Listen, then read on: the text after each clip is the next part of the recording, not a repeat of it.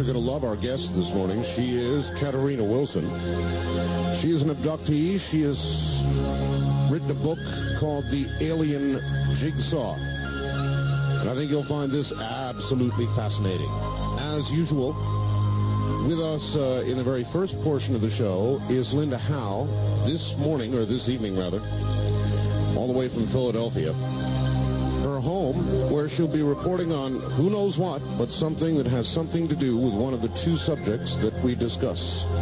All the way to Philadelphia, Pennsylvania now, and Linda Howe. Good evening, Linda. Hi, Art. Last week, I interviewed a woman in Alturas, California, about strange craft and beams of light that she and others have seen in that wilderness area not far from the Oregon and Nevada borders. Yes. 4 people there have also seen triangle-shaped craft appear to send light beams between each other. And at the end of my Dreamland segment last week, I asked people to write me about any information they have about government interactions with UFOs that might give more information about the question of a possible secret conflict with some kind of off-planet intelligence. One source that emerged this week is a man from the Navajo American Indian Nation who joined the United States Regular Army on July 27, 1977, when he was 23 years old. His name is John T. Vasquez, and I think you've had him on another one of your programs, Art, but I don't think that his story has been shared on Dreamland. Okay. He was first assigned to Echo Company, 1st Advanced Infantry Training Battalion in the 1st Infantry at Fort Benning, Georgia, near Columbus, Georgia, which is south of Atlanta on the Alabama border. The commander of Fort Benning in September 1977 was Major General William J. Livesey, Jr. By September 1, 1977, John Vasquez was shifted to Delta Company in the 1st Battalion, 1st Infantry. The next day, on Friday, September 2, 1977, at 7:30 p.m. in the evening, there was a mandatory formation of the 1,200 men in the 1st Battalion where company commanders planned to introduce themselves and their staffs. All 1,200 men were outside in their companies in formation under a clear night sky when someone yelled to look up. John Vasquez saw a light that looked like a star moving in a zigzag motion.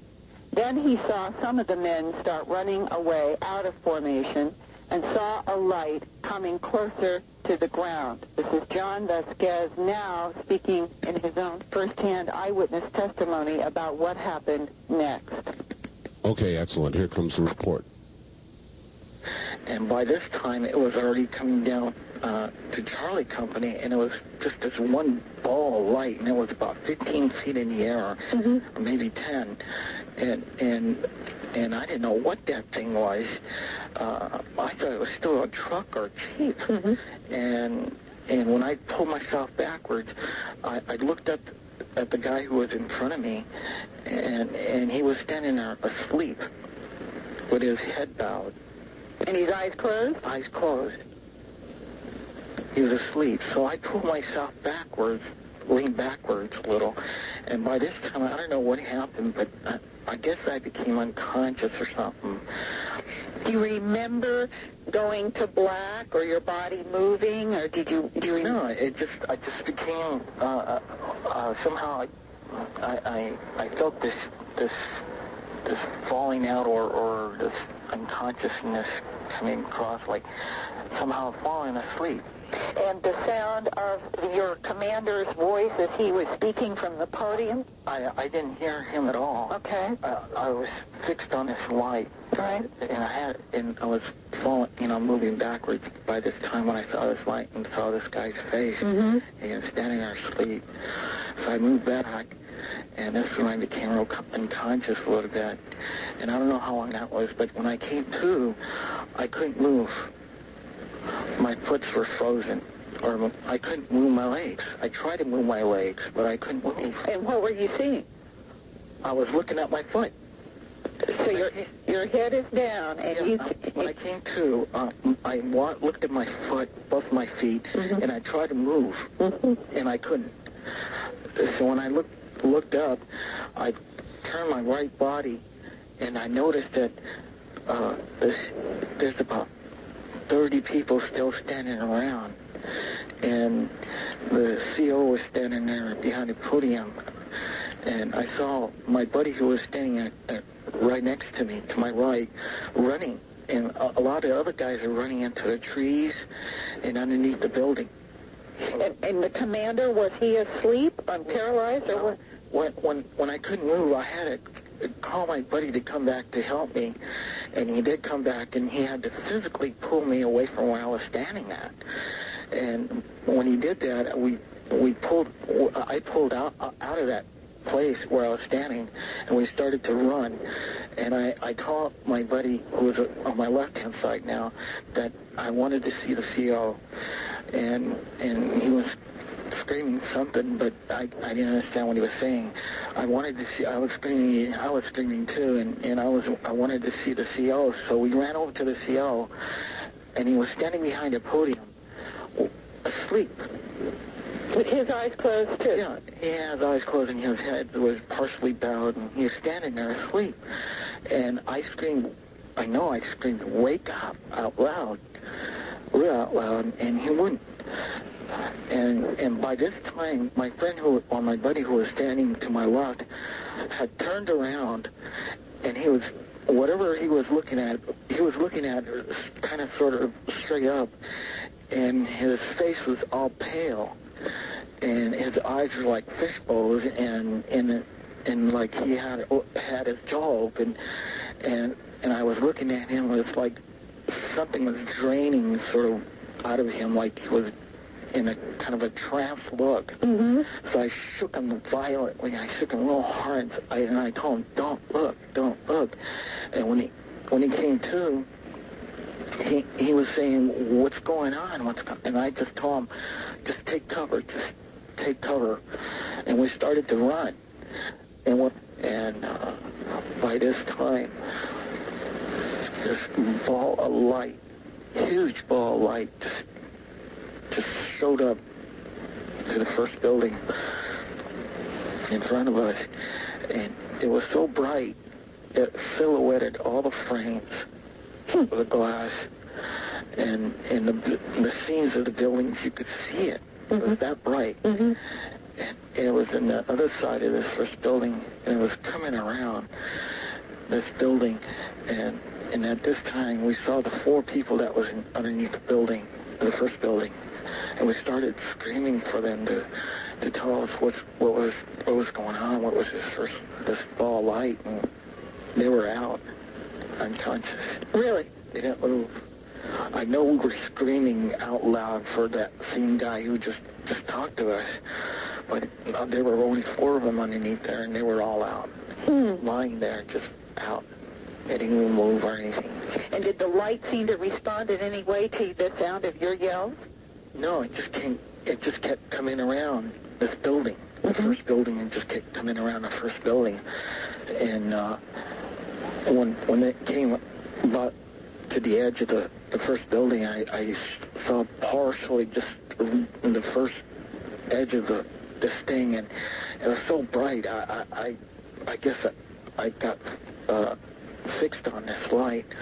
And have you ever seen those searchlights at a car sale? Sure. Yeah, it's like looking right into one of them. It was that bright, and it was coming around, and my buddy was laying next to me to my left, and he shook me, and he yanked me and shook me and said, John, what is it? What is it? And I guess I can't stop looking at this. And I turned to my friend, and I told him, whatever it is coming this way. Okay. About this time, I started to feel a pressure on my forehead, a real pressure, and it was kind of a squeezing type pressure. And I was screaming out loud, the pain, and I felt this pain on my left forehead, and I heard, don't be afraid. And the implication, of course, is that these 1,200 men at Fort Benning on September 2nd, 1977, were affected by a light in what may be categorized as some kind of a multiple abduction encounter that involved telepathic communication, paralysis, people being knocked out of their consciousness. And eventually, John Vasquez found himself standing again with all the other men in his Delta Company formation. They all reported that they were nauseous and disoriented, the men around him, and no one knew the exact time because when he and three of the other men looked at their wristwatches, they all had different times. Mysteriously, by the next day, most everyone seemed to have forgotten the details of that night. But on September 16th, 22nd, and 29th, John Vasquez was entered into the Martin Army Hospital at Fort Benning for physical therapy to relieve severe muscle spasms. His medical records stated that John Vasquez's assignment was D-1-1, which was Delta Company, 1st Battalion, 1st Infantry. Then he was shipped off to Germany in October 1977 and had no further memory of the September 2 events until he started having nightmares in 1989. In the last 5 years, he has filed dozens of FOIA requests for his Delta Company Army records. To date, every reply states there was no Delta Company and no John Vasquez at Fort Benning, Georgia in September 1977. He is a frustrated man and is now trying to find anyone else who was in Delta Company, 1st Battalion, 1st Infantry, on September 2, 1977 at Fort Benning, Georgia. Anyone with any information about this, please contact me, Linda Howe, at Post Office Box 538 in Huntingdon Valley, Pennsylvania, zip code 19006. And as a further footnote to this, Art, it's interesting that I have confidentially heard a similar story taking place in a large United States corporation around 1989 that has never been reported. Huh. Linda, Ms. Vasquez also did receive some Freedom of Information request documents that seemed to indicate that the government was just about admitting UFOs. I don't know whether he shared any of that with you. Yes, he did, and I'm going to get a package of this material, and I hope to really go much further in the investigation of this and do more reporting about other aspects of this case that he and I have discussed. But I feel that this is an indication that something is happening in the sense that other military and civilians have reported either this is large, 1,200 men, some cases smaller units, where they've encountered some kind of a light. Something has happened that was dramatic, and then they appear to lose memory, which they then recover later on in a variety of different dramatic ways, whether it's nightmares or some sort of other memory flash. And the fact that this kind of event may have affected 1,200 people, it seems to me that somewhere out there, there may be at least another one or two who might have their memory spurred even from these small excerpts tonight. And right now, we're trying to get corroboration. Okay, so there is that. And let me ask you this also, Linda.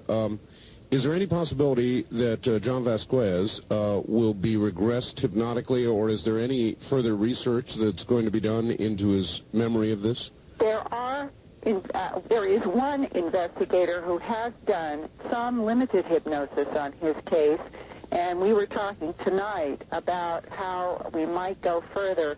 I don't think at this point it's clear how to best proceed.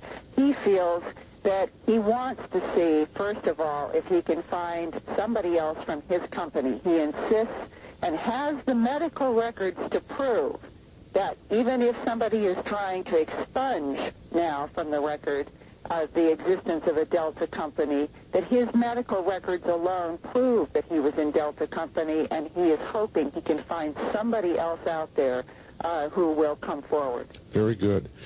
Great report, Linda. And just, in a moment, Katharina Wilson, you've heard in 1987, Katharina Wilson read her first book on the UFO phenomenon titled Intruders, The Incredible Visitations at Copley Woods by Budd Hopkins. Her memories prompted her to fill out the Omni Magazine questionnaire titled Hidden Memories, Are You an Abductee? In response to the questionnaire and other information, Budd Hopkins contacted her, had a telephone interview with her, followed by subsequent investigation and regressive hypnosis sessions in 1988. This was followed by an investigation by MUFON investigator Vicki Lyons. Shortly thereafter, she began working with Dan C. Overlaid, a Ph.D. He was a clinical psychologist with over 30 years' experience and a MUFON consultant who'd also worked with several other abductees in the area. Katharina Wilson has undergone both physiological and psychological examinations with no abnormalities found to account for her memories of her abduction experiences. The book is called Alien Jigsaw, her book. It is a chronicle of the first 32 years of Katharina Wilson's life, an average American woman, and an alien abductee. Not so average. This is the story of a woman's search for answers, of adjusting to changing realities, and of ultimately achieving success over an overwhelming phenomenon. In her quest, Katharina has, I believe, interviewed or investigated over 100, repeat, over 100 additional abduction cases. And in a moment, Katharina Wilson. If you'd like to call us, you're welcome to do it. We'll get the telephone lines open just as soon as humanly possible, but we want to get Katharina's story out. So coming up, right after the break, abductee, author, Katharina Wilson. Now, from, I believe, in the Oregon area, it's area code 503, so that must be her home. Here comes Katharina Wilson. Katharina, welcome to the program. Hi there. Hi. It's great to have you. I understand, Katharina, you've got some good news on your book, and nobody else knows about it yet, so I thought we'd start there. Oh, yeah. The Alien Jigsaw, what's happened? Well, I just got word that Barnes & Noble wants to pick it up, and so we think it's going to be in bookstores everywhere by Christmas. That is wonderful. Yeah. They must have a very high opinion indeed of it to pick it up, and of course, as you point out, it will be everywhere. Well, it certainly is a nice Christmas present. It sure is. Congratulations, Katharina. Thank you. You are in Oregon, is that correct? That's right, Portland, Oregon. Portland, all right. Mm-hmm. For us, KEX country, we call it. Okay. That's your radio station in Portland, right, KEX. Right. Katharina, I like to be able to allow my guests to unfold their story their own way. So how in the world did all this begin for you? I mean, there you were leading a normal life. Well, we think I was living a normal life. Actually, I had quite a bit of memory since the time I was 6 years old, and I managed to kind of put things on the back shelf as they would occur.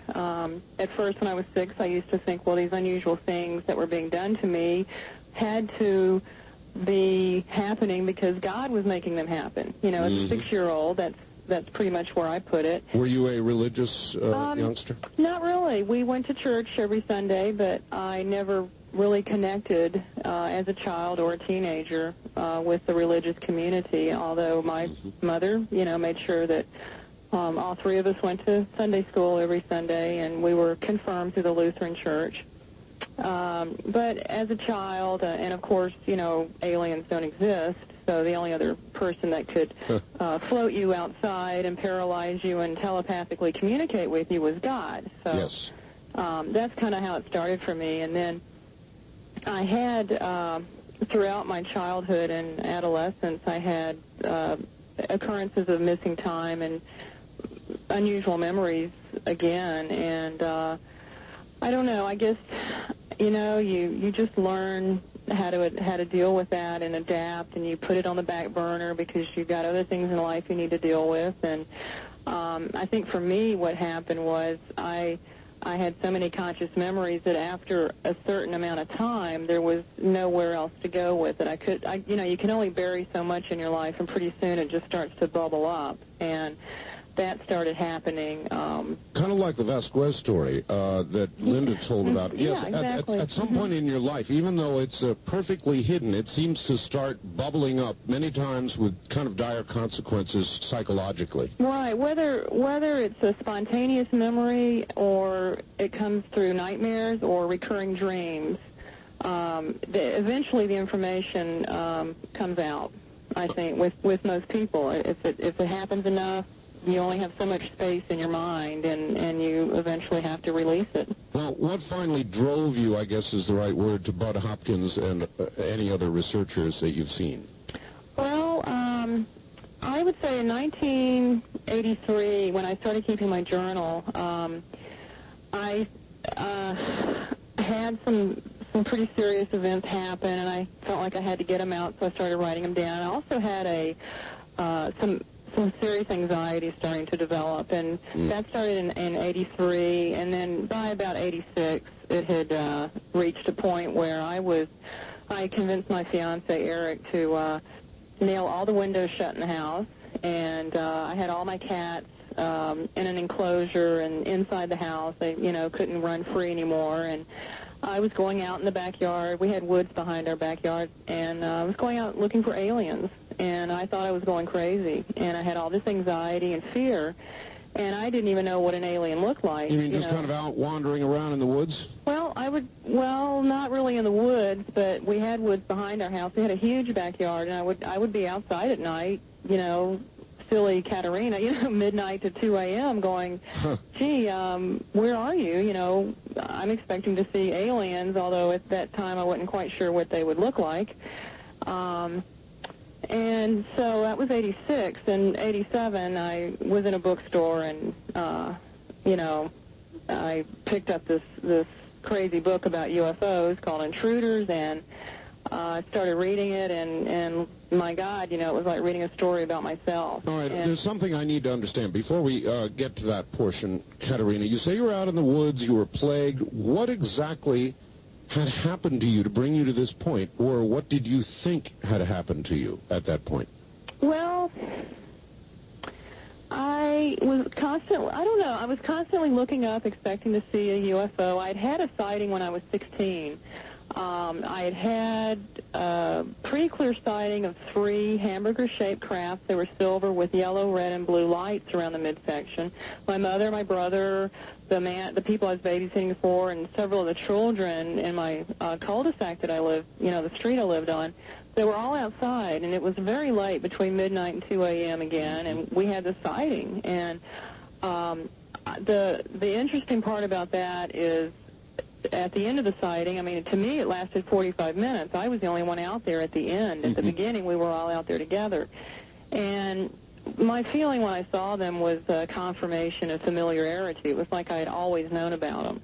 And at 16, of course, I told my friends in high school, and they ridiculed me and laughed at me. And I learned not to talk about those kind of things. So I buried that for another decade. And so at 16, so here I am at 26, I'm thinking, well, I know they exist.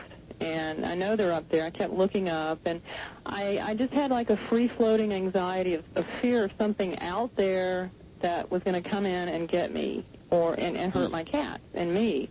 And I was having, I was aware of the recurring type dreams I was having, and the memories. I'd walk up to a wall and think, gee, I know I could go through this if I just could remember how to do it. Wow. Just odd things and at the time, of course, I thought I was crazy because I had not read a book about UFOs, much less about the abduction phenomenon. Sure. And then, of course, the first book I would pick up would be about the abduction phenomenon. And I had two books in my hand. I remember one was about sightings and the other one was intruders. I mean, it was about UFOs. And I said, well, I know they exist. This is what I need. And I didn't really know what intruders was about, other than the UFO phenomenon. And Right. and then again, it was like reading your life story, so to speak.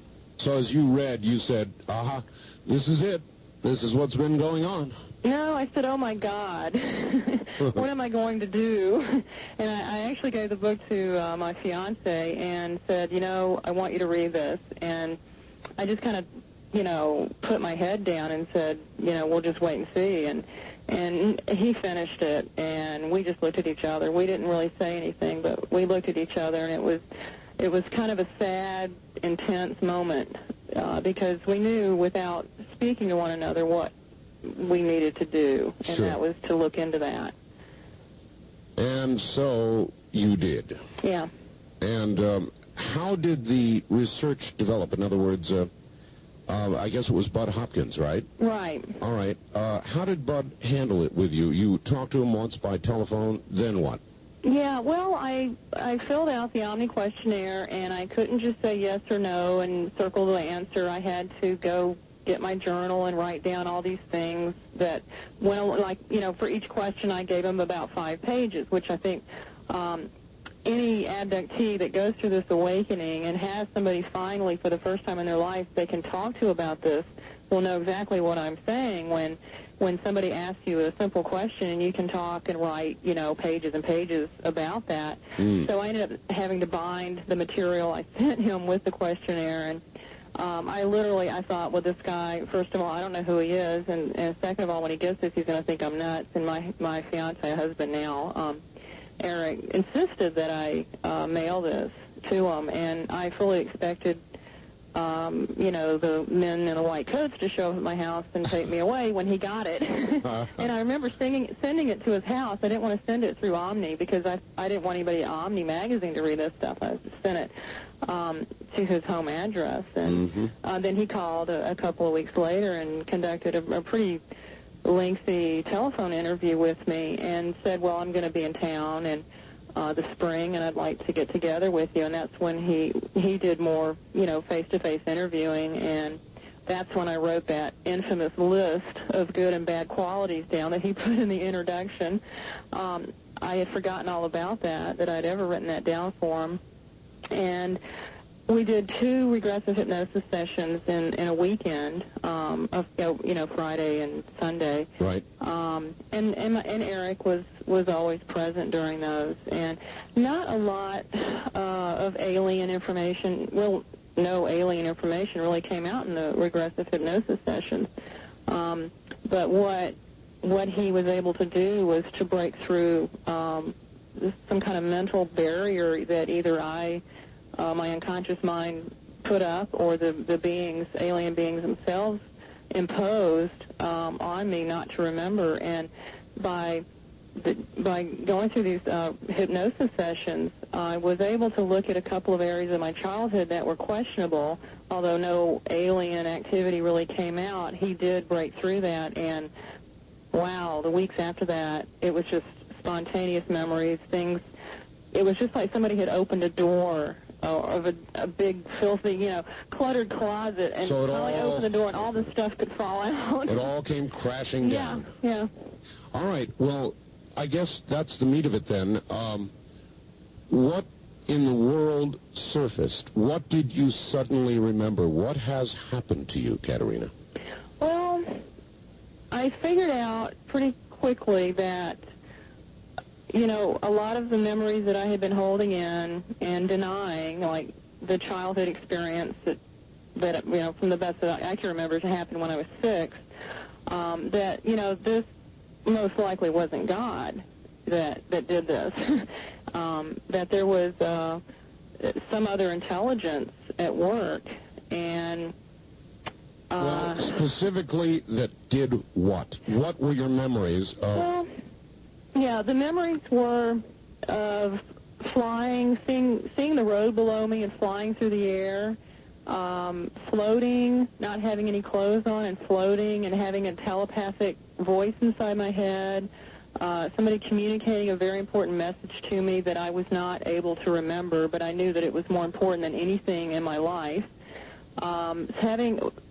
Seeing like a hybrid, what I call a hybrid type being, wearing a white lab coat, telling me that after this little mark on my arm healed, that I'd have a little hole there. All right, And, Katarina, things like that. Just unusual people telling you things that really happen. You'd wake up and they say this is going to happen. You wake up with this scoop mark scar, and there it is. Scoop mark. All right, Katarina, I want to find out more about that. Hold on just one moment. We'll be right back to you. My guest is Katarina Wilson, and her book is The Alien Jigsaw. The most important... Yes. On your... right arm. And, well, just missing skin or, Well, yeah, what happened was my memory told me that there was a doctor, vague-looking face, but definitely humanoid, and he had on a white lab coat, and he had performed something he did something to my arm. And he said, well, tomorrow, when this heals, you'll have a little hole there.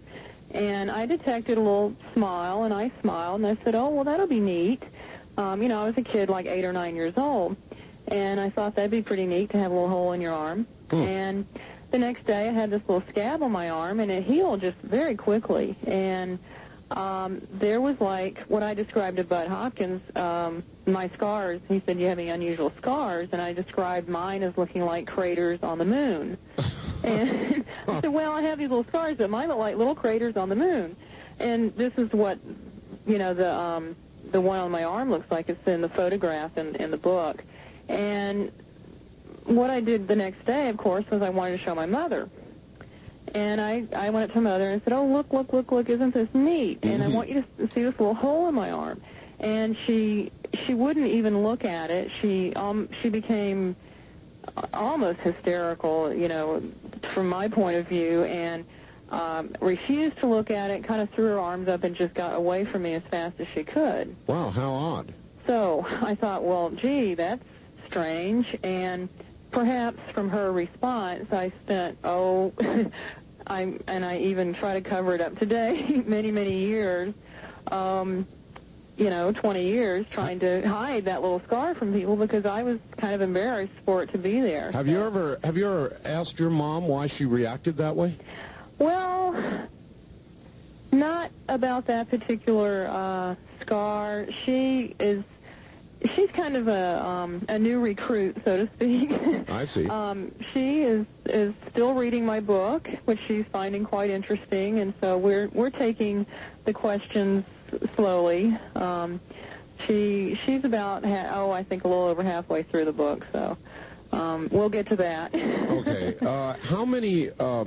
How many of your memories, Katarina, are now vivid? All of them. All the ones that I talk about and write about. Yes. Are vivid. They are. When I talk about an abduction experience in my book, it is as real as my waking reality. My memories of the experiences I chose to write about and that I put in writing are real. If I have a vague memory, it was not. If my vague memories and vague dreams were not published in the book, I have a lot of that. But what I wanted was the ones I was absolutely certain about. All right. Yeah. All right. Well, then give me some of those that are very specific, because what you described when you got your scoop mark, for example, where were you? Were you taking to a craft? What kind of a craft were you in? Who was this doctor? Was he, you said, vaguely or fairly humanoid? Or Well, that particular experience, the only part about that one, and that one is not in the book, the photograph is in the book, but the part I remember about that really happened in the house. It was after I'd come back to the house, and we were facing one another, standing in my den of the house at that time. But I, can go back, and there is a hybrid being that I call the doctor that I have a picture of in the book that I've seen several times. He told me he had been visiting me since 1965, which was when I was about 5 or 6 years old. I was born in 1960. And the crafts, the ones that I see him in are usually very, very large. You know, some people will call these motherships. I refer to them in the book sometimes as 3-story malls, which is probably why I hate going to the mall. And but they're again, this particular craft is large. There's usually a hospital or clinic type portion to the craft. Very wide hallways, curved walls. Sometimes there's sloping walkways within the craft. In the hospital-like areas, there are clinical hospital rooms. They're usually fairly bare. There's maybe a bed or a glass box. Very similar to the descriptions given by other abductees. Yeah, and like the glass box situations are usually during the presentation of infants and children. They present a lot of these babies and infants in glass boxes. And that was a very vivid experience with the doctor. He was presenting me this black infant in a glass box and told me that this was my baby. And it was a black child. It was a black child. Well, actually, he told me it was mine and Eric's baby, which that is what really got me because we're both white, and I logically didn't know how we could have a black child, so I left the room and went walking through the ship to another room, and which is something I think Forrest Crawford found very interesting, that you seem to get to walk around the ship, Katarina, and not everybody gets to do that. Did you know that? And I thought, well, no, I'm always walking around the ship because I always, I'm always doing something I'm not supposed to be doing with and I usually leave the room or get irritated with them or something. And in this case, I got irritated and thought, well, they lost my baby. Right. And, I said, well, hospitals are always losing people's babies. Where did I get that idea? And so I went to another room, and there was a human woman lying in a bed, and there was another glass box, 2 to 3 feet square. And she had a child in her box, and I picked him up. He had white hair, and I picked him up, and he opened his eyes, and they were golden eyes. Wow. And I always called him the golden-eyed boy. But he seemed to have a neurological problem and was very, very sick. And, of course, I decided, well, if he has golden eyes, he can't be my child.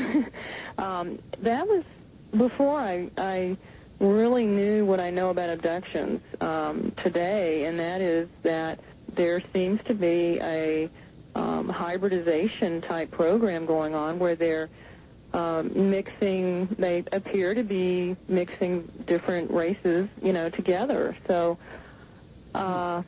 while some of the children seem human, others are totally alien, and others are in between, where they have human and alien characteristics. Have they ever actually telepathically or otherwise talked to you about why they are doing all of this?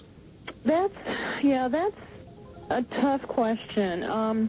I feel on one level that I do know the reason why they're doing it. All right, Katarina, hold that thought. We're going to go do the news. You won't hear anything. Don't let that worry you. We'll be right back to you and find out more about her experiences in just a moment. Back now to Katarina Wilson. Katarina. Hi. Hi. All right. So you think that there's some sort of genetic motive, some sort of genetic motive behind all they are doing with human abduction. Is that correct? Well, not just a genetic motive. I think I may have left some of your listeners hanging. I was going to say I feel as if I've been told why they're creating these children, but I haven't been allowed to remember it consciously. I think that there is some holding back of information by the aliens themselves for whatever their purposes are. But besides the genetic factor, I think that, or maybe because of the genetic factor in the creation of these other beings, beings, I think we, have to look at the type of psychological testing they're doing with abductees, the other types of physiological tests, and perhaps hindrances of, maybe creating problems with people, severe medical problems with people, and perhaps even curing other problems. Some people report being healed of problems that they used to have prior to their experiences or an experience. Do you detect their motives to be good motives? In other words, are they well-intentioned toward us, do you think? Or is it something we should be frightened of? Well,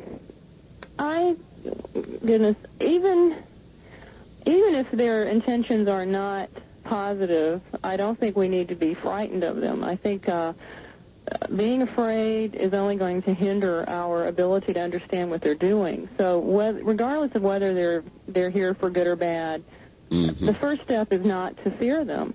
And, you're not going to be able to figure out what's going on and understand your experiences if you're consumed with fear. So I just want to kind of put that out there.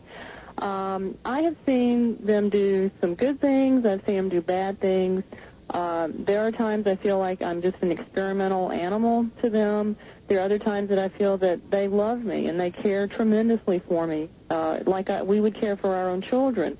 And I've kind of, I guess maybe I'm speculating or I'm just basing on my own experiences here that since I've seen so many different types of beings, they're obviously, they have different agendas, and I think there are some here that care about us more than others. And I'm not trying to back out of that question, but that's what I've seen. I understand. There are some very loving, wise, spiritually advanced beings, and then we have things like animal mutilations going on. I know.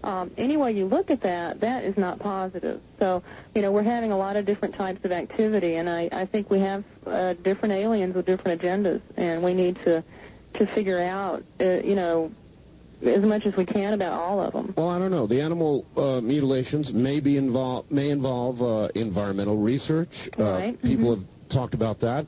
Maybe it is not negative. I mean, we, after all, experiment ourselves on animals for the benefit of mankind, medical research. Right. So, who knows? Have they ever given you a message for us? Well, not really. They haven't sat me down and said, okay, Katarina, we want you to tell your people this. I have pretty much had to experience and, sort out, assimilate all the things that have happened to me and tried to figure out what's going on myself. I am not one of the people that get a lot of answers told to me. I mean, they don't just sit me down and tell me things. I have to learn it for myself and figure it out for myself. I do believe that there is quite a bit of information that I am not remembering consciously, that I think that they probably have told me more as to the whys, of what they're doing than I'm consciously remembering. And are you tempted to do any more regression to try to find out? Yeah, sometimes, but when you remember so much, it's kind of like, well, let me just deal with all this stuff I'm remembering consciously. Why, try to stir up any more than I'm ready to deal with right now. I am pretty confident in the conscious memories I have. I'm pretty darn good at just, disseminating what is a screen memory, what was camouflage, what was the theatrical scenario they were doing, and a straightforward, abduction, this was an experiment, this was a test, this was a screen memory, that kind of thing. I've really learned to discriminate between the different types of experiences. And then, of course, when you do get the screen memories, or that you've had an experience and you don't remember anything, that is really frustrating. And, perhaps hypnosis would help there and perhaps not. My hypnosis sessions with Dan Overlaid revealed some new information, but not a lot, not very much at all. And we basically rehashed a lot of what I had already written down in my journal, because I'd been keeping the journal, and it was important for me to document everything I remembered prior to going through hypnosis. All right. I know that you've done some very interesting work in one rather sensitive area. I guess if we're going to follow on this this business of genetic experimentation, and I know that aliens have been said to collect ovum and sperm and all the rest of it. And you tried to relate the times when you were abducted, or I suppose when others have been abducted, to your menstrual cycle, didn't you? Right. Yeah, the research I did in the researcher supplement was because I was one of these people that had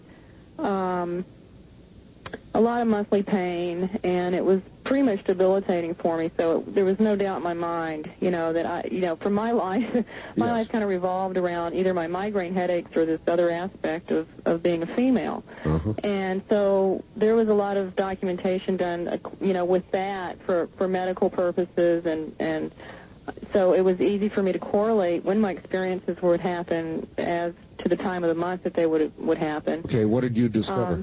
Well, what I found out, and I didn't write any statistics on this. This is frequencies and percentage information. But what I found out was that during the first 8 days after ovulation, I had the highest number of experiences. And whether it's statistically significant or not, I don't know. And we won't know until a lot of other women start documenting this type of information. Well, I know that you've researched about 100 cases of abduction, haven't you? Actually, I think where the number comes in is my book covers over 119 of my own abduction experiences over a 32-year time period. As far as other abductees, I would say that the number is closer to maybe 60. Okay. All right. Well, that's fine. 60 people. When my work with abductees, I don't perform hypnosis. It's more of a support group situation, discussion group, telephone therapy. I try to put them in touch with other people here. No, that's fine. What I would like to ask is, what commonality have you found, if any, between those who have been abducted, including yourself? Well, I have spoken with some other women who have also noticed that they appear to be abducted pretty regularly during the time they're ovulating.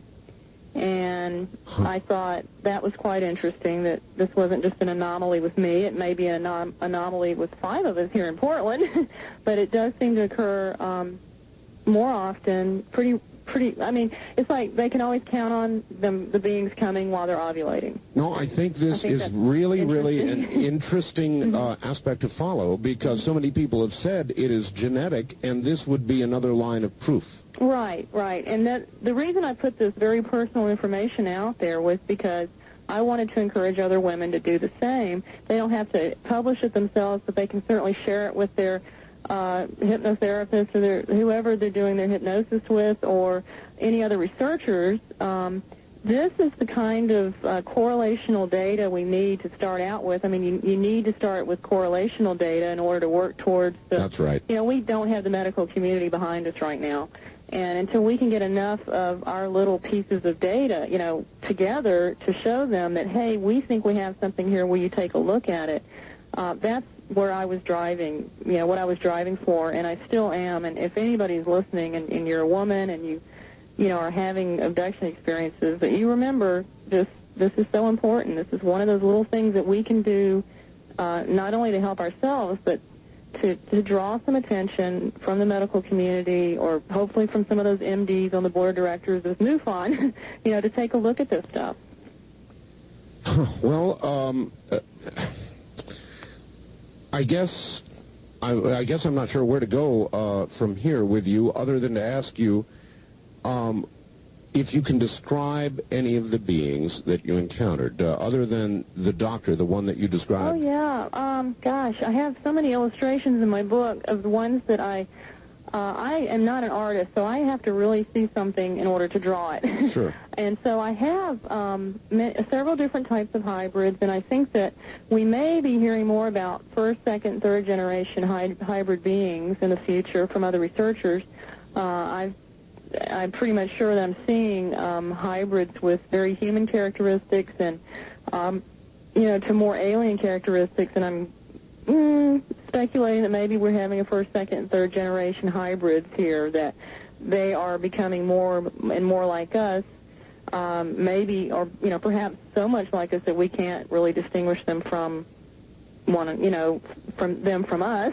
Do you think they're down here walking about? I think it's possible, yeah. I think it's probable. Probable, yeah.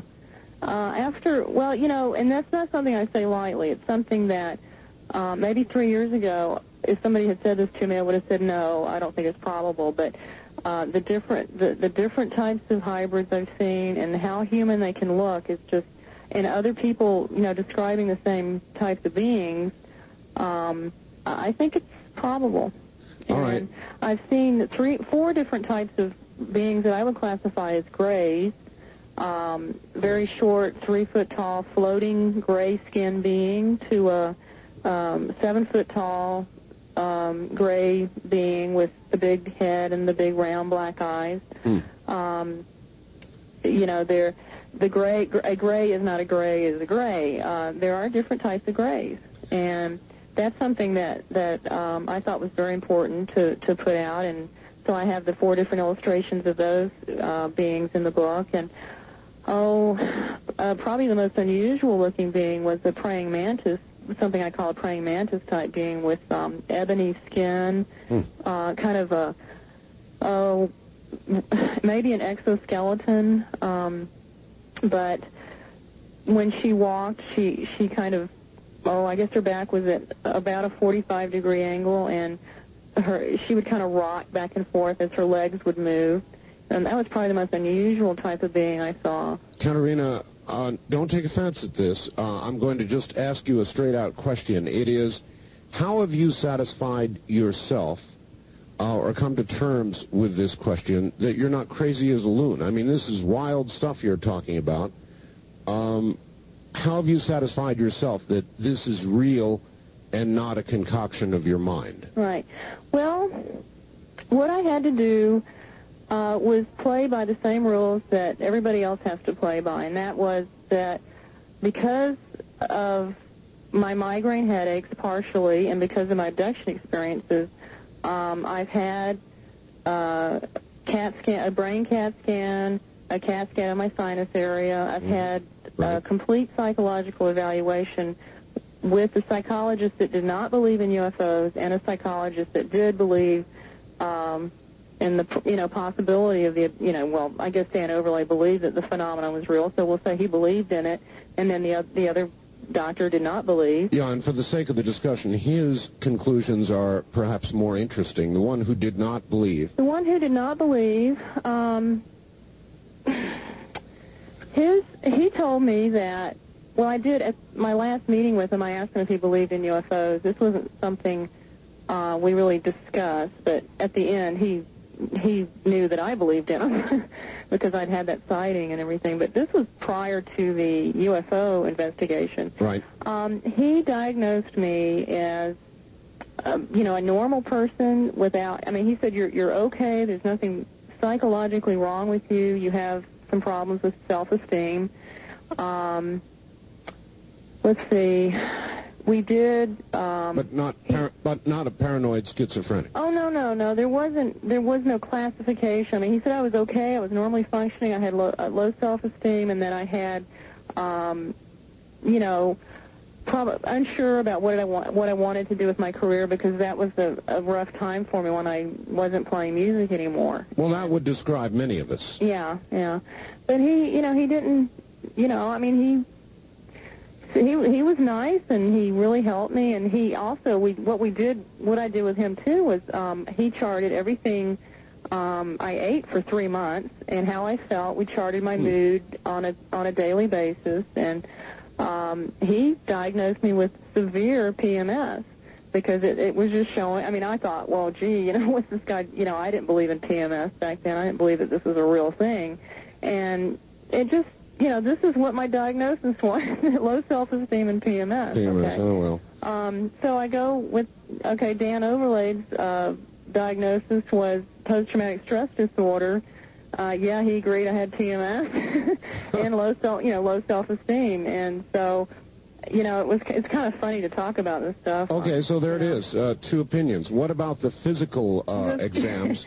The physical exams, they didn't find anything in the sinus cavity of with the CAT scan. That was after an experience during which I thought something had been removed from my sinus area, and Dan Overlay thought something had been put in. And the brain CAT scan was normal. There were no abnormalities with my brain, and incidentally, I had an MRI done last Friday, and I don't have the results back from that yet. But I have pursued some further investigation because of the migraine situation. I mean, I can't go in there for abductions, but I do have severe migraine, so I am able to get them to look at my brain. So I'm hoping to get the results back from that real soon. So far, though, so good. No abnormalities. No. Yes. And I'm the kind of person that I want to know the truth. I don't care what it is. I don't care if the truth one day, 20 years down the road, we find out that this was all chemically induced by the brain and you had the scars because of stigmata, Yeah. I mean, I want the truth. And right now, I believe that the alien beings are real and they are interacting with us. But I, have to remain open to the possibility that 20 years down the road, we may know so much more about medicine that this is a chemical imbalance and our thoughts are creating the scars. I mean, I don't know, but I have to remain open, at least partially open to that, because for me to just close my mind off to any other explanation and not to listen to anything else or anyone else's opinion would be just like the what Stanton Friedman likes to term the noisy negativists. They've already made up their mind. Don't show me the data. That's right. So it wouldn't be fair for me to say anything else. I mean, to believe anything else. But right now, where I am now in my life and what I know and what I've learned from my experiences, I believe that they're real physical experiences. How is your husband handling all of this?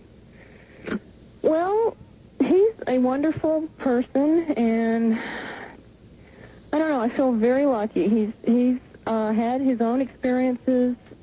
He doesn't care to pursue an in-depth investigation about his own involvement. He does have his memories and deals with them in his own way. I've had a lot of people like you tell people when I ask, for other people that have been abducted, I ask, should these people investigate what they think is an abduction in their own life or multiple abductions?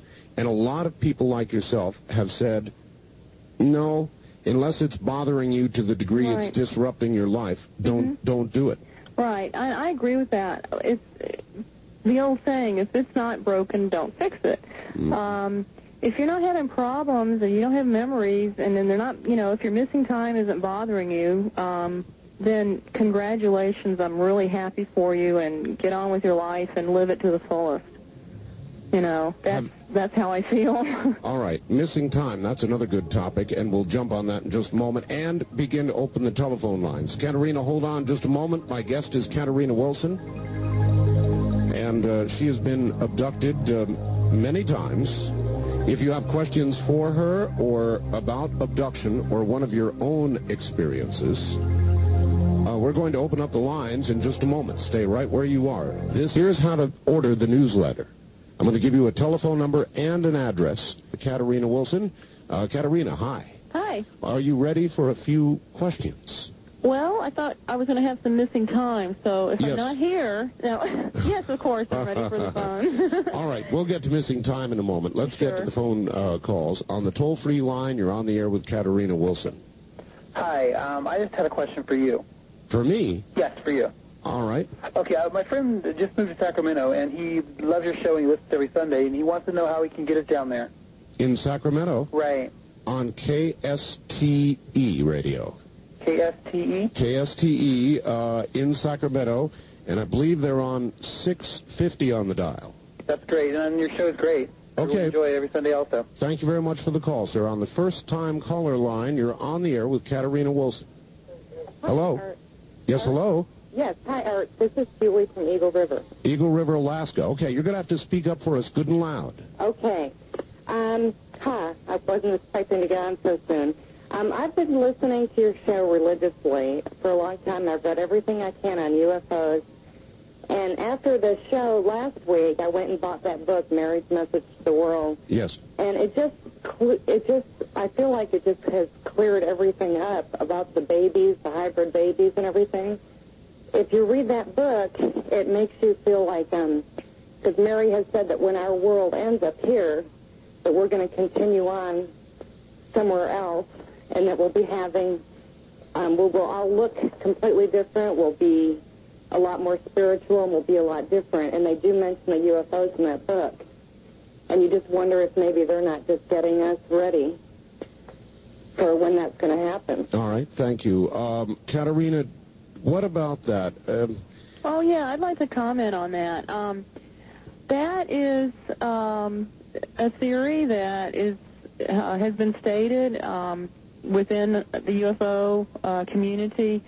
I actually know an abductee here in Portland who has had experiences. Now, when I mention an abductee, I know the person. I've known them for a while. It's not just somebody I talked to once or twice. I know them as a friend. Mm-hmm. And so I feel confident relaying this information.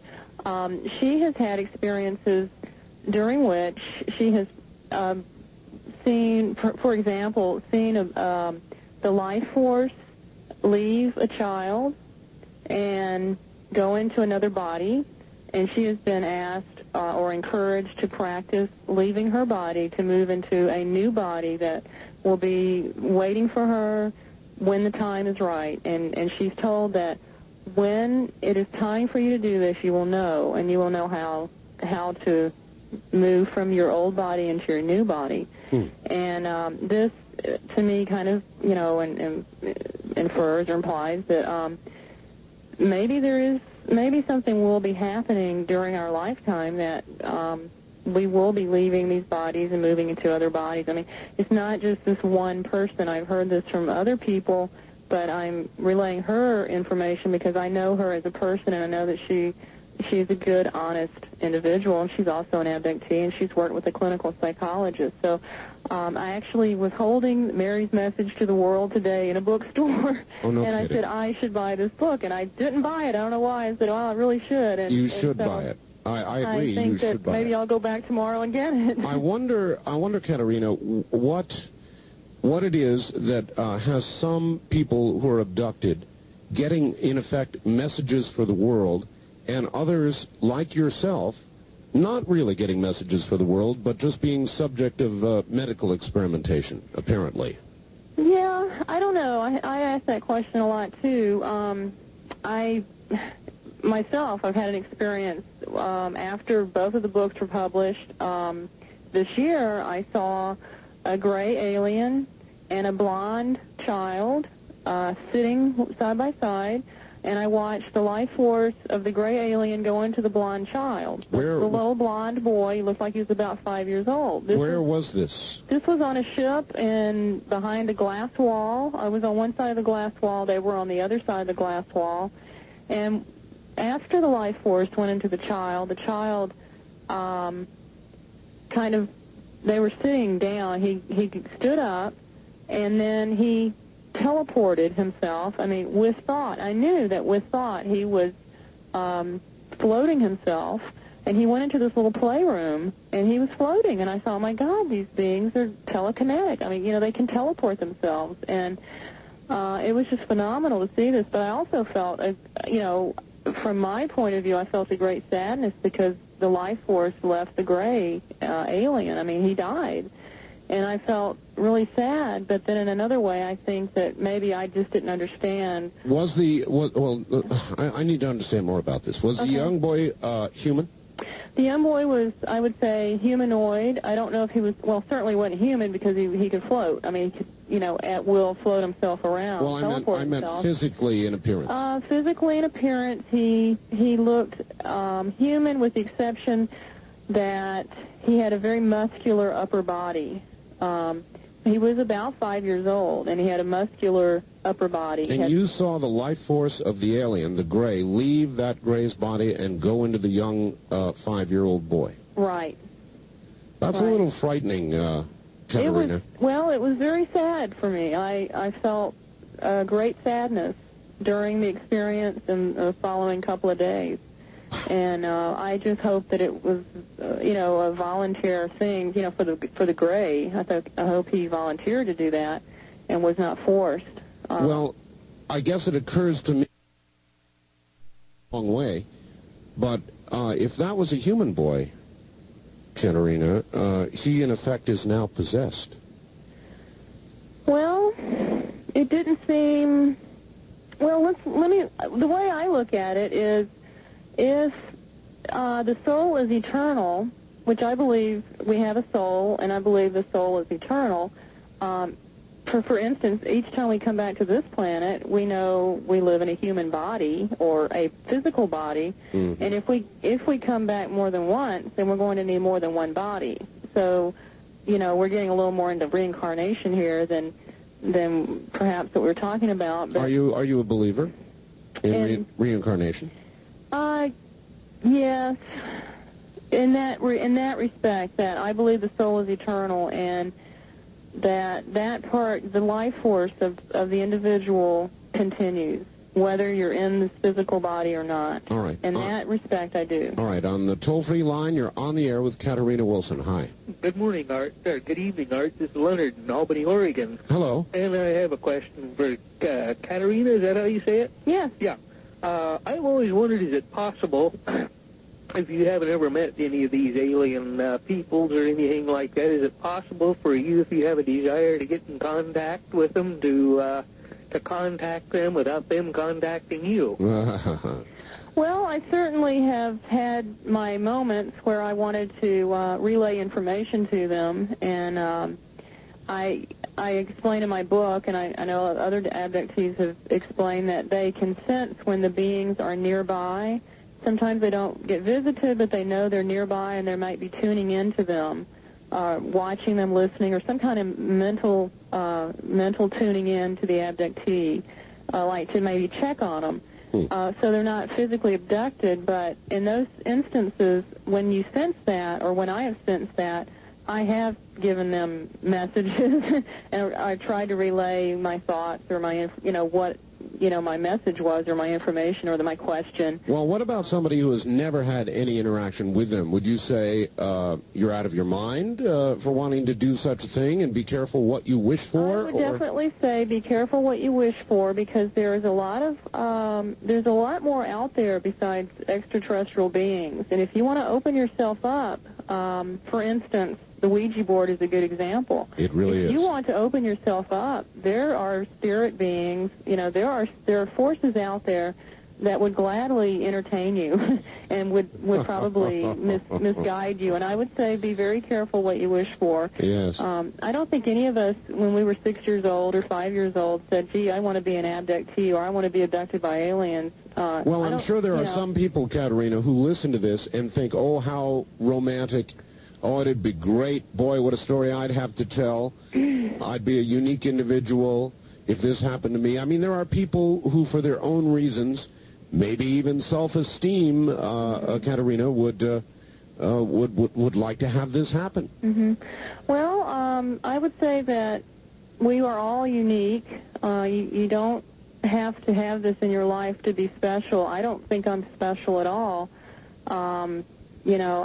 I'm simply a normal person who happens to be involved, or they happen to be involved with me. But I don't, I would feel a little sad for somebody that would really want this in their life. It is a wondrous story, but when you look at the whole picture, it's mind-boggling. It's the biggest story that, the biggest event that humankind has ever had to look at. And but you're not thoroughly convinced, are you, that it's real? Or are you? I'm thoroughly convinced that it's real, yes. This is 100% real to me. Well, a little while ago you said you would hold your mind open. Oh, yeah. Like I said, I believe these are real beings, that these aliens are real, they're really coming here, but I can't totally close off my mind to the possibility that one day, as we learn more, about our minds and how the brain operates, because we really don't know that much about the brain. Who's to say what we're going to learn? That really is the truth. Yeah, and that's something that, maybe it's just this little window over here with this beam of light shining through that, it's just this little bit of belief that we're going to go in that direction, but I still have it there. It's not, I just can't totally close off my mind to that possibility. Well, it's called an open mind, Katarina. Yeah, I guess. On the wild card... But I believe that this is a real phenomenon affecting us worldwide. Good enough. On the wild card line, you're on the air with Katarina Wilson. Hi. Hi, thanks for letting me be on. This is Carol up in Mount Shasta. Hi, Carol. Two things, Katarina. One, I'll take my answers on the air. I have a feeling that there are more walking about among us than most would suspect. So my question is, how many millions are weaseling their way into our society? And the other is, I'm kind of appalled at your lack of horror. I mean, you're being used as an experimental guinea pig. There's mixing and matching going on by strangers that are messing up our airs, and I, for one, don't like it. I want someone in contact with them to say no. All right, a good point. First, questions first. How many millions do you think are walking among us? Is it millions? Is it a few? Is it increasing numbers? What do you think, Katarina? Well, this is purely speculation on my part, and, I really don't know. I don't think it's millions, but, what do I know? I think that there are probably, I would say, out of the choices, I would say increasing numbers. Increasing numbers. Yeah, I would say increasing numbers and leave it at that, because I don't really know. What makes you think, Katarina, that we are not being, in effect, slowly, it's a horrible scenario, but we are not being slowly replaced as the gray replaced or joined the life force of the 5-year-old boy you talked about? Well, when we talk about the existence of a soul, God, can create many, many different types of beings, not just human beings. I think that the mixing is probably, perhaps there are alien souls incarnating on the planet, into this earth plane, if you will. And I don't see anything wrong with that. I mean, who's to say that I'm not an alien soul? Who's to say that I don't really belong here because of where my soul originated? Nobody can really, that's not fair. That kind of walks us into the second question about your apparent lack of horror at what's going on. Now, you do seem fairly comfortable about this, even at times almost joking about it. How come? Well, my rule is it's okay to laugh at myself, laugh with myself. I never laugh at other abductees. I don't do that. So I have to be able to laugh at myself, because it is very difficult. It is very painful sometimes. Not physical, just, physically. So then there's physical pain. Okay, so is this a protective reaction on your part, Katarina? Well, I try to stay balanced and focused. And yes, it is very hard. And yes, I have my bad days. I get down about this. When I think about what they're doing, what they're creating, I think about the babies. It hurts. It's painful. I don't like it. But on the other hand, I would like to invite human beings who are listening to consider what we are doing to animals, and let's see how they feel about their position. We don't know for a fact that animals are not conscious, don't have a soul, and I think that, how can we be so mad at what the aliens are doing when what we do to animals, is, much, much worse than what has been done to me. All right. On the wild card line, you're on the air with Katarina Wilson. Hi. Hello, this is Fritz from Phoenix. Hello, Fritz. Well, Katarina, it's a pleasure to hear how well adjusted you are to the abduction program. You really are natural. Oh, thank you. And I would say this, on your next journey, tell them that you want something in return for your cooperation. Tell them you want some knowledge about the coming Earth changes or any information about concerning a planet. I think you have a good point. Maybe I am a little too obedient, and I, could probably incubate some questions. If I feel or sense their presence again, I think that's probably a good step for me to take. Well, use your leverage. You're definitely a natural for that. Well, I will give it a try. All right, Fritz, thank you. Yes, he does make a good point. If you could ask any question of them, Katarina, and be assured of an answer, what would you ask? I would ask for the truth. About what they're doing, the truth about... Yes, I would like the truth about them, regardless of what that answer is. If the whole planet's going to die tomorrow, or whether it's, it's a wondrous thing, I want the truth, and I do ask them that. I do sense their presence before visit, and I try to orient myself, my mind, and I try to relax, and I try to just concentrate on the question, and it's 9 times out of 10, it's tell me the truth about why you're here and why you're doing this. And I've asked that question a lot. And you do. What do you get? A big silence, or what? I don't get an answer. If they've told me it's their decision that I'm not, allowed to remember it consciously, there's a chance that I have the answer, but I'm not remembering it on a conscious level. And, perhaps hypnosis would help, and perhaps I'm not ready. I don't know. Is there... I think I'm ready. Is there any point during your abductions when you have been terrified? Yes. When? I believe there is a particular being. My experience is I believe it's a type 1 gray. I've described this type of being as a mind prober, mind controller, and before I realized who they were, they would terrify me because their presence was just so very alien, so different from anything I've experienced. Mm-hmm. Once I realized who they were and what they looked like and that they weren't going to harm me, I was no longer afraid of them. And so when I felt that presence, I didn't fear it. Now, there's another time, the part of my experience is when you read my book, you'll realize that the actual leaving my bed is the part that terrifies me the most, because you are literally placed in a different space. Leaving not just your bed, really, but your body as well. Sometimes I think these are astral projections. Katarina, we're at the top of the hour, so okay. Rest for about 5 or 6 minutes. I want to focus on the physical reality of the abduction phenomenon. We'll be right back and do that. Mm-hmm. I've got a fax here, and let me read it in its entirety, and I'll just let you respond to it the way you would like to, all right? Okay. Art asked Katarina about the meat of this issue. What are her feelings about the future?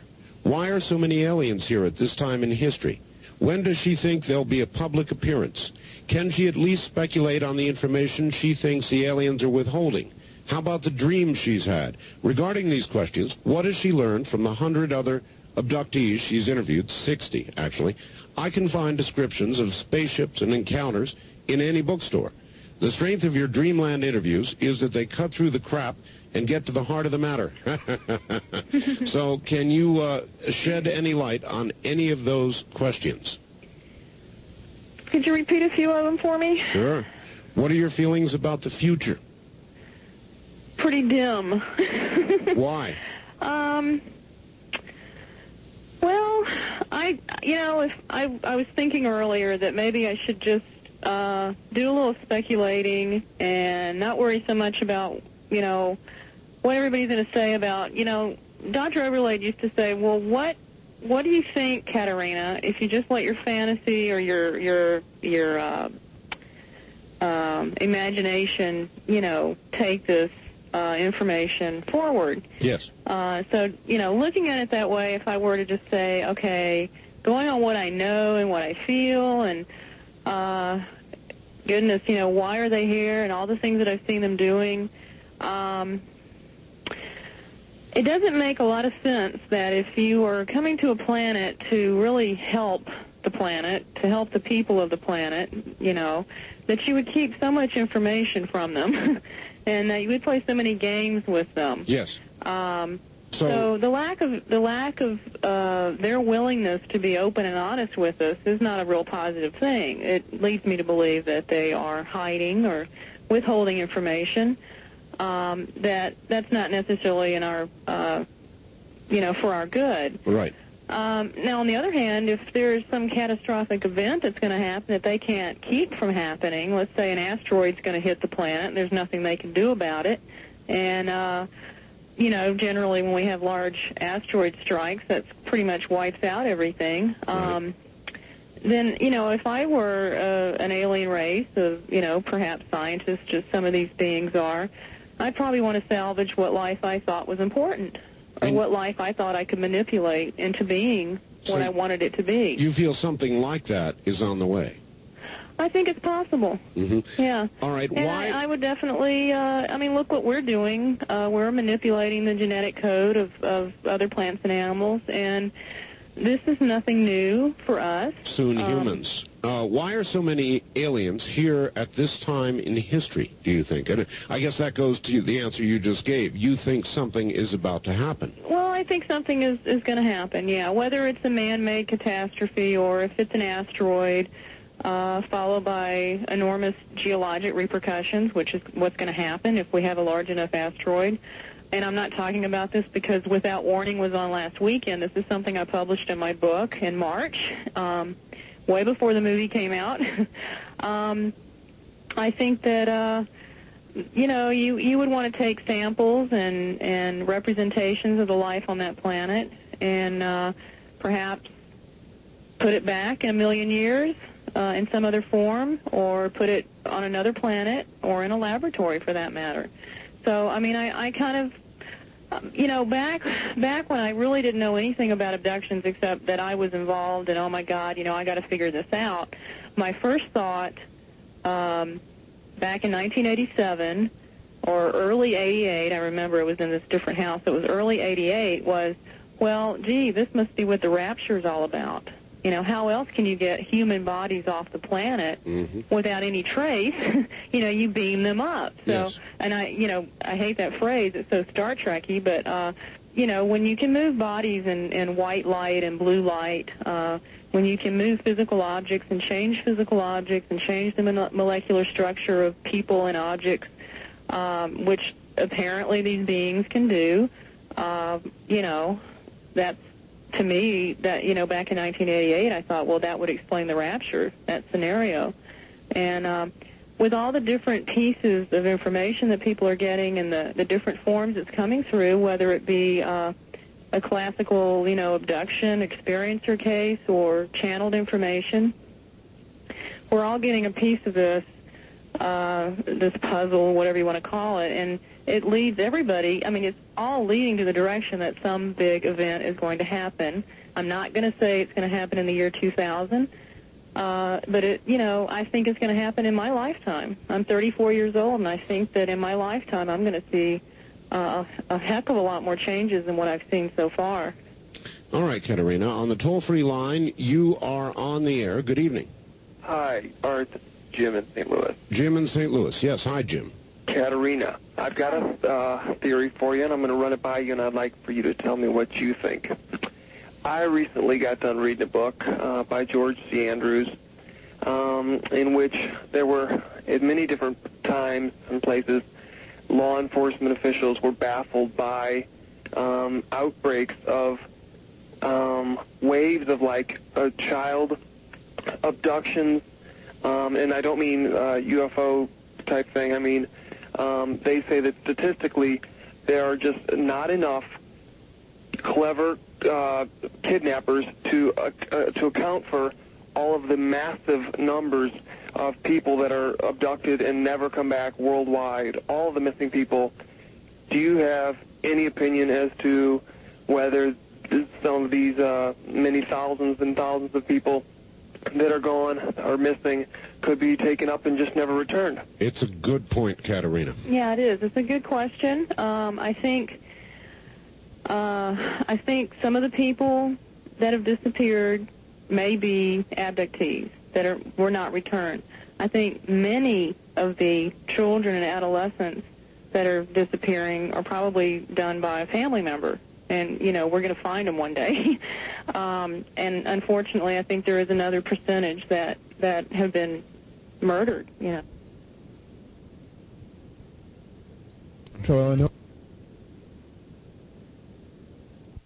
Bring them back. Yeah, I think that's happening. I think that accounts for some of the missing people, but certainly not all of them. I'm going to kind of add up a lot of questions that S in Santa Barbara has here and simply ask you, have you ever wondered, Katarina, whether you might be an alien? Well, yes. Gee, I'm gonna get kicked out of MUFON for that one. No, actually, I have.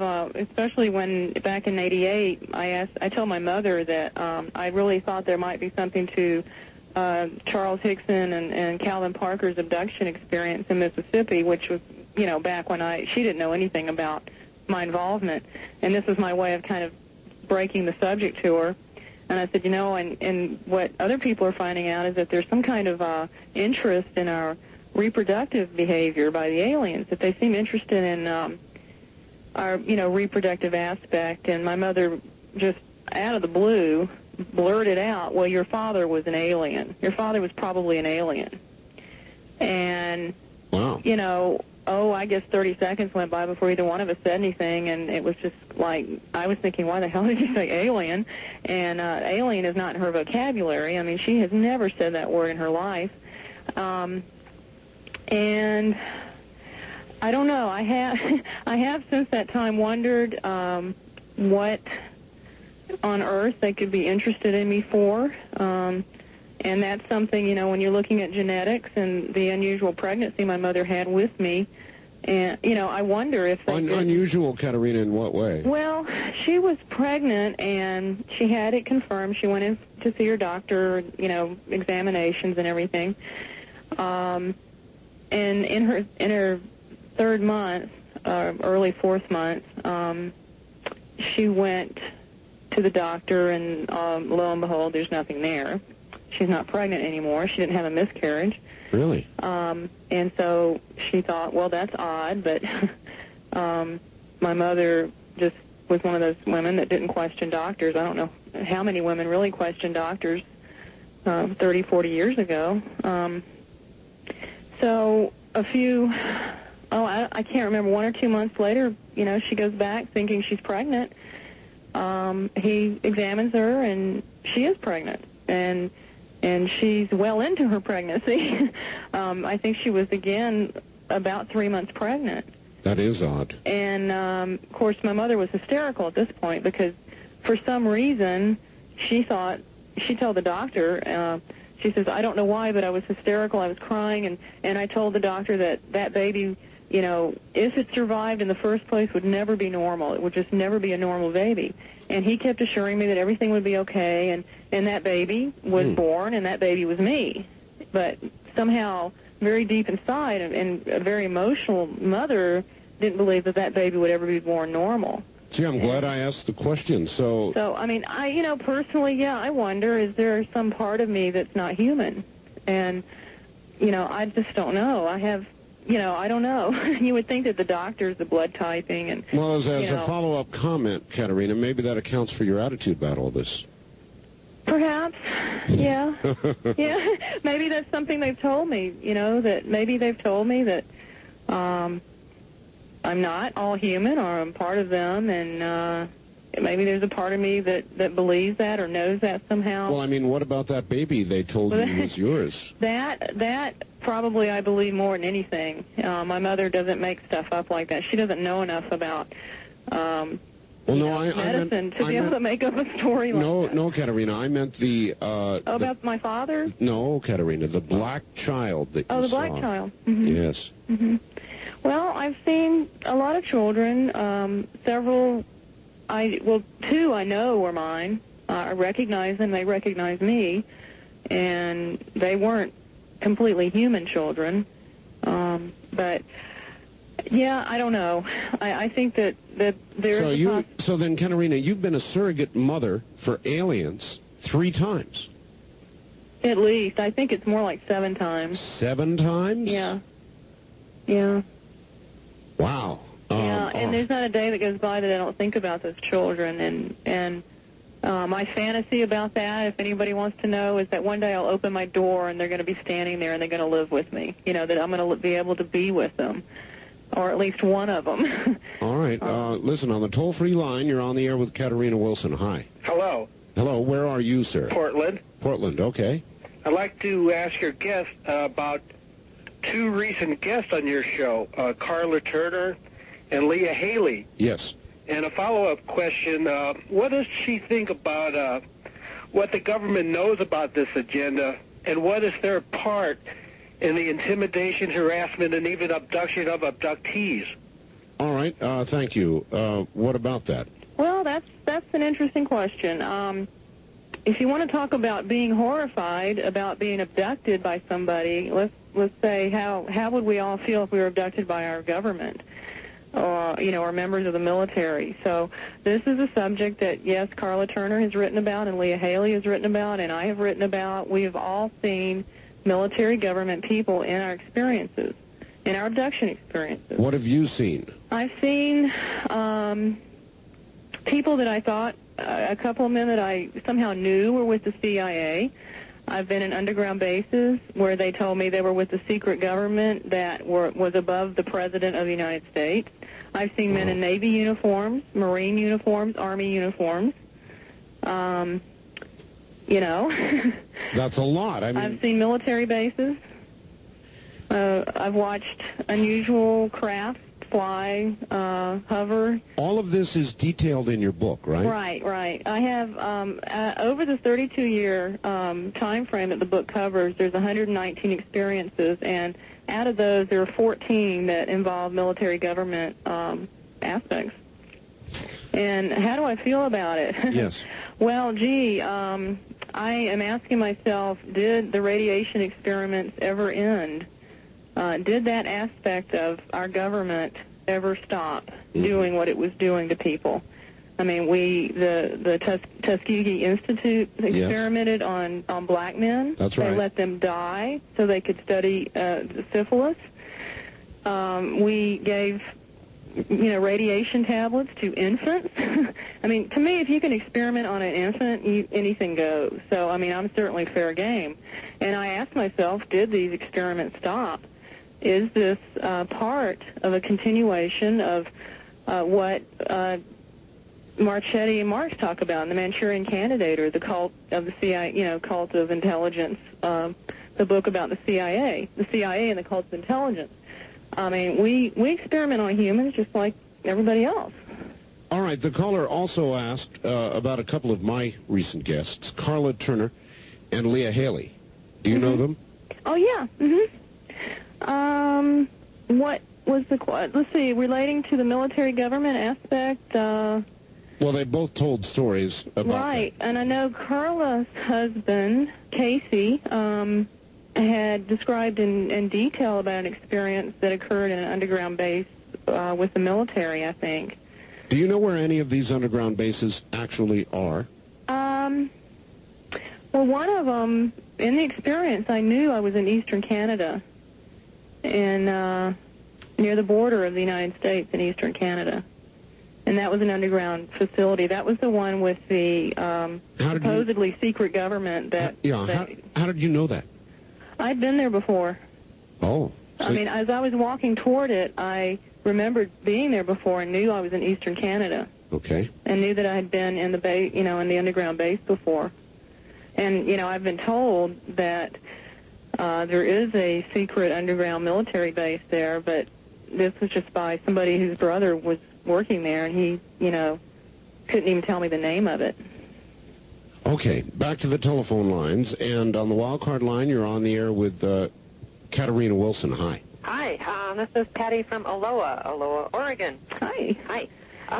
Gosh, of all the guests that I've heard, nothing personal, young lady, but your listening to you gives me a very uneasy feeling, and I would just like to bring up the point about free will. I think as human beings, our most precious gift is the gift of free will, and it seems like the alien influence and encounters are taking away this precious gift. It gives me an uneasy feeling. There was a Twilight Zone episode about 20 years ago in which the aliens landed on Earth, and there was a wonderful, of course there were some people that reacted violently, but most people were very accepting, and they said, well, we're here to serve man, we're here to serve man. And at the very end of the hour episode, they left behind a book. And the cookbook. Right, yes, and no one could translate it. One man did, and everyone had left, and it turned out to be a cookbook, and I can't get that image out of my mind. How to serve humans, yeah. Yeah, boy. The only other comment I'd like you to touch on is you keep using what, quote, humans do as if it was a justification. Well, we do experiments on animals. Well, we do this. Well, we do genetic. As if that were an excuse, as if that made it right. If it's abhorrent for humans to do it, why isn't it abhorrent for aliens to do it? And I'll get off the air and listen to your answer. Thank you very much. Yeah. Well, I don't think it's good for aliens to experiment on people. I'm not saying because humans experiment on others that it's okay for aliens to experiment on us. I'm just saying that if you were visiting a planet and studying the beings or people on that planet, you're going to look at their behavior towards the other species on their planet.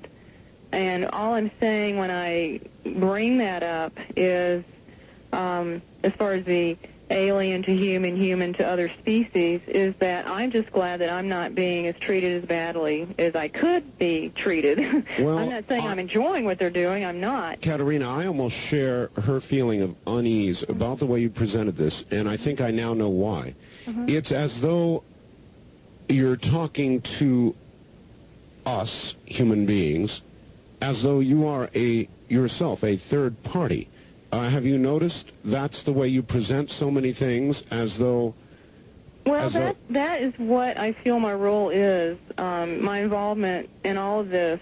And that's the one thing I'm pretty darn sure of, is that, I feel like I'm supposed to be some kind of spokesperson or an educator, and I try to remain neutral, and I try to present both sides of, whatever, of the information that I have. And I try to do it in a neutral way.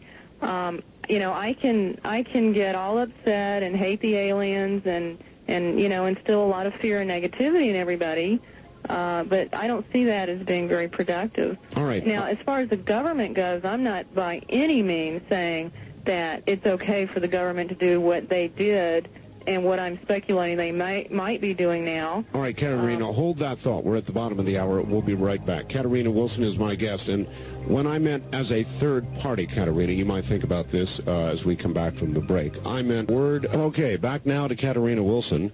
And Katarina, I've got another fax here for you. Dear Art, please ask your guest, Katarina, what happened to the life force of the 5-year-old whose body was taken over by the gray? Was the child a hybrid without a soul? Are all of these babies without souls? Also, I can't help but ask about the black child who was supposedly hers and her fiancé's. Has she seen it again? And what are your feelings toward that child? Well, that's a lot of questions. Was the child a hybrid, do you think, without a soul? No, my personal opinion about life is that if there's a life, there's a soul. Now, to me, the gray was a live gray, was a life force. The little child was alive. He had a life force. It was almost like a sharing, or like the gray was contributing his life force. And it made the little kid, the blonde-haired boy, more than what he was before. Like he had more energy. He was more of a whatever, a person, if you want to say. Yes. But it wasn't.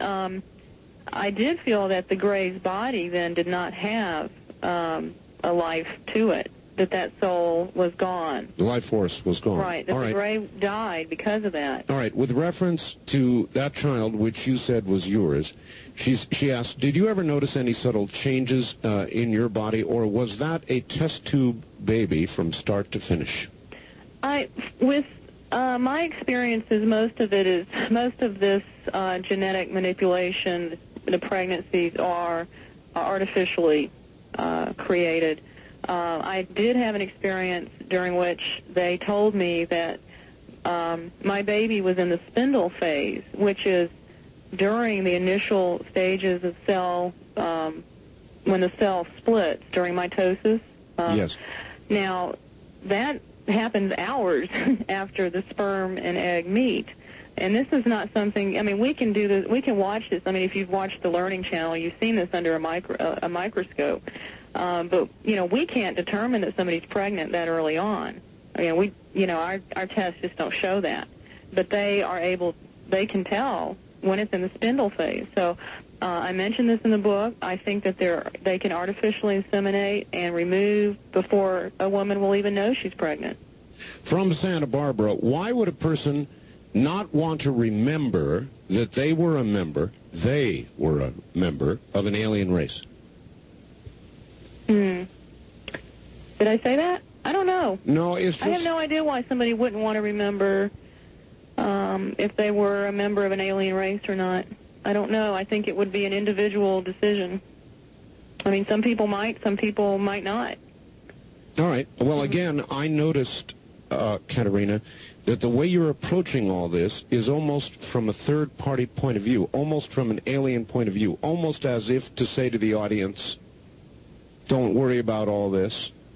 Your attitude says don't worry about this, or that it's all right.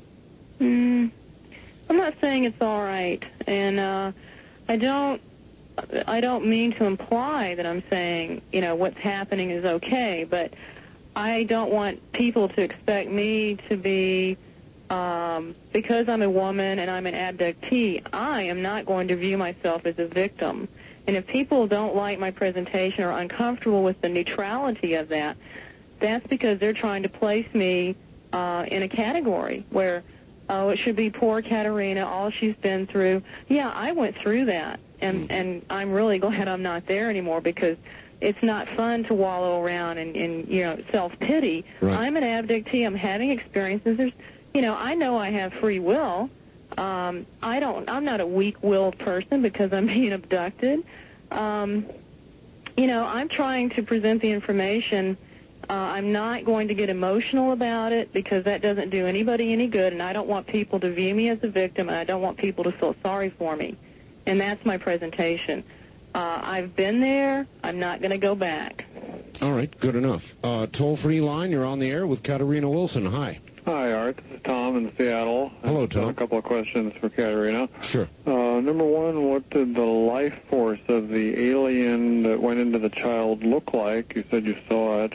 Mm-hmm. And number two, I heard a UFO speaker present a theory that the Greys are here to...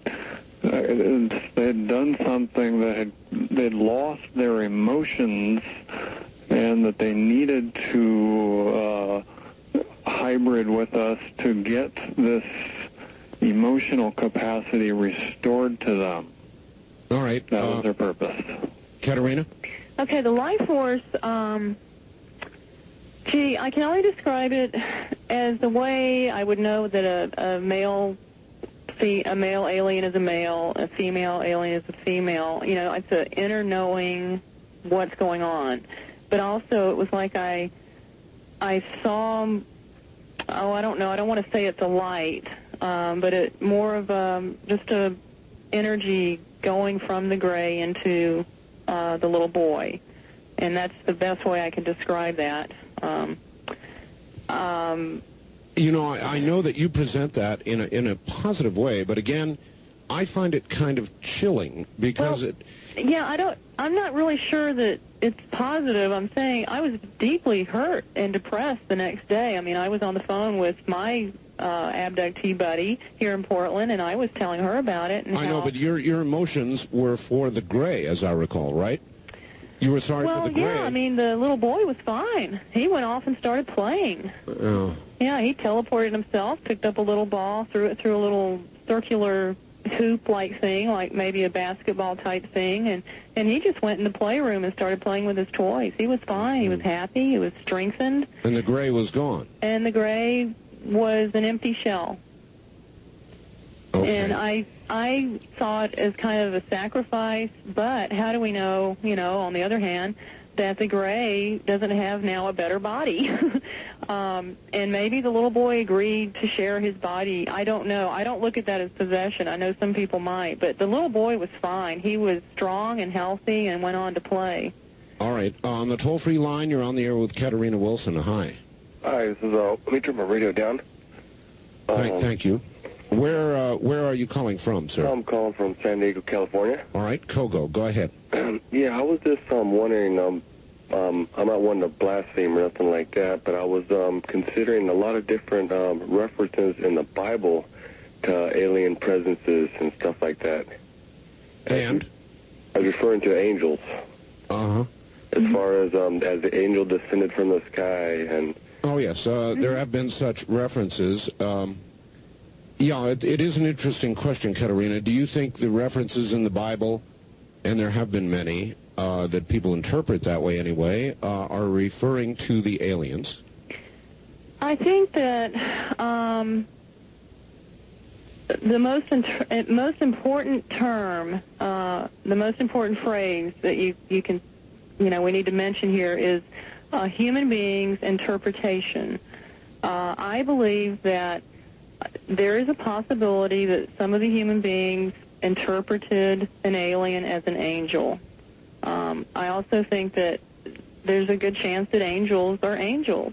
And so, yes, I think maybe, some of the interpretations in the Bible of angels might have been an extraterrestrial being.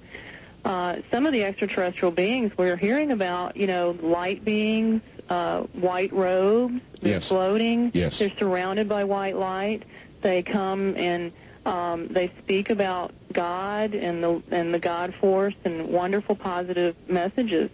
Who's to say that's not an angel? And we're calling them extraterrestrial. So I don't know. I'm not a scholar of the Bible, so I think that there is, human interpretation. All right. On the toll-free line, you're on the air with Katarina Wilson. Hi. Hi. What can you tell us about missing time? All right. Yes, thank you. I'm glad you brought that back up. Where are you calling from, please? San Diego. San Diego. Missing time. Well, missing time is a phenomenon that's often associated with an abduction. And generally, people will be going about their normal activities and will suddenly realize an hour or two, sometimes more, has passed. And it only feels like a minute, has gone by. Mm-hmm. And a lot of times there's just no memory. You're washing dishes at the sink, it's 1 o'clock, and all of a sudden you're standing at the sink and there are the dishes and it's 4 o'clock. And you have no memory. Some people have memory of, being with aliens and on their craft. But that's kind of it in a nutshell. I asked somebody here in Portland, a friend of mine, who, the last thing I would expect him to say is that he's involved in this. And I said, well, have you ever been doing something, driving along or, working in your house or something, and then all of a sudden notice that a lot of time went by that you couldn't account for? And just out of the blue, this person just about broke down into tears and started talking about, well, I was at this flashing yellow light, and I was going to turn right, and I was at a flashing yellow light, and the next thing I know, I'm on Mount St. Helens in my car, up at the visitor center. That would bring a person to tears. He broke down. Sure. And I had no idea this person had anything like this. I don't even recall why I asked him the question, but that's an example. And to know that you're missing hours out of your day can be upsetting. For a lot of people, it's, oh, gee, that's odd, and they go about doing what they were doing, and maybe 20 years later, it gets upsetting. then they for some reason, they put two and two together. They remember something they didn't remember before, and they go, oh, my God, that didn't make sense. Where did those 5 hours go, or 2 hours or something? Interestingly, Katarina, a lot of the best researchers in ufology for years and years researched and looked into sightings. They finally, most of them, became satisfied the sightings were real. Mm-hmm. The craft really were here.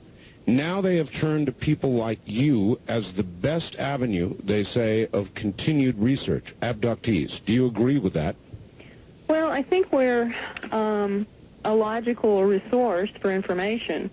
Now, with the kinds of experiences where you have your classical abduction case, you have teaching dreams, you have visions, theatrical scenarios, yes. Teaching dreams, those kinds of things going on, I have always thought that it's important to look at all of those, not just on-the-table examinations. And so I think that you can learn a lot about the alien psychology and perhaps learn more about what they're up to looking at these other kinds of experiences. During all of these examinations, probes, pregnancies, or just removal of ovum, have they hurt you? Physically? Yes. They've hurt me physically, and they've hurt me mentally. The physical pain, as any woman who's born a child will tell you, passes, and it does. I don't enjoy physical pain. I have gotten out of bed and fallen to the floor because I couldn't walk. I've had blood on my sheets. I've had puncture wounds in my body. That doesn't feel good, but it heals. I think the hardest thing is the mental wounds, the anxiety, the constant anxiety of, okay, I know they're going to come back. When is it going to be? And you cannot focus on that. You cannot keep focusing on the what ifs. What if I'm scared, I'm frightened? Yeah, but you have to get beyond that, or you're never going to have a life. I mean, we have a life here. We have a right to live our life. Yes. The best we can, even though all this other stuff is going on. And the people that are successful at getting beyond that, like myself and a lot of other people, shouldn't be blamed or looked upon with suspicion because we've gotten through it. I think we should, be commended for our strength and that we're willing to move on and willing to share our information. Have you been abducted since your book? Yes. Yeah. How frequent is it? I would say once a month, sometimes more, maybe 2 or 3 months without something, and then, abductions aren't always, they're not regular. You can have an abduction every night for 4 days, five nights or something, and then you may not have one for 3 months or a year.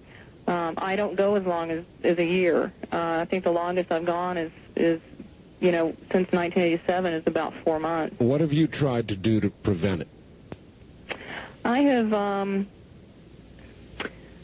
I pray every day, which is not something I did prior to 1987. I believe in a God force, and when I feel low and I feel down or I'm just tired of it, I pray. And I focus on the creative force, and although I want the truth and I know that the truth might be painful, there are times when I'm tired of the deception, and I know I have free will, and I don't give them permission. I don't lie in bed at night and say, okay, come get me, I'm in the mood. I don't do that, That's not how it works. And I do want the truth, and, I don't know in the end what is really going to take place. I guess none of us know that. If I knew, goodness, I'd certainly tell everybody. All right. I want to, before the show ends, I want to be able to give out my address. By all means, go ahead and do it now. Yeah, let me do that. If anybody is interested in the book and you want an autographed copy, of course you can get it at Barnes & Noble's at Christmas. It should be available. But it's Puzzle Publishing, and it's P.O. Box 230023, and that's Portland, Oregon. And the zip code is 97281-0023. And postpaid. The book's $26.95, and I'll be happy to sign it for you. Also, if you have any questions or comments, please feel free to write. Okay, give the address again, please. Oh, P.O. Box 230023, Portland, Oregon, 97281-0023. And you'll autograph a copy? Sure. Autograph all my books, except for the ones that go into the bookstore, so those orders are kind of big. But, all right, so if they want an autographed copy, they're going to need to send... Yeah, $26.95. Mm-hmm. All right, Post Office Box 230023. Right. Portland, Oregon, 97281-0023. Right. Is that correct? Yeah. All right. Well, I very much have enjoyed having you here, Katarina. You've been a very unusual and different kind of interview as an abductee. You have a very different attitude. Has anybody ever told you that? I am told that most often. After I present lectures and things, and I get a lot of mail. A lot of people actually just about, well, everybody's always complimentary. They like my presentation. They appreciate the fact that I haven't tried to scare them, that I am, I try to remain neutral. But, of course, tonight we heard some other attitudes. No, it is an interesting... Kind of surprised me, but... No, I think it's a very interesting and different sort of perspective to hear you. I think people are used to viewing... We're in an age of victimization. I mean, my God, you've never seen anything like that. I know. Before. I mean, the 90s are the decade of victimization, and... well, don't be one. Katarina, we've got to go. Okay. Well, I want to say thank you, and it's been an honor to be able to share my information with everybody, and thank you so much for having me on Dreamland. Thank you, Katarina. You take care. Okay. All right. That's going to do it, everybody. We are absolutely out of time.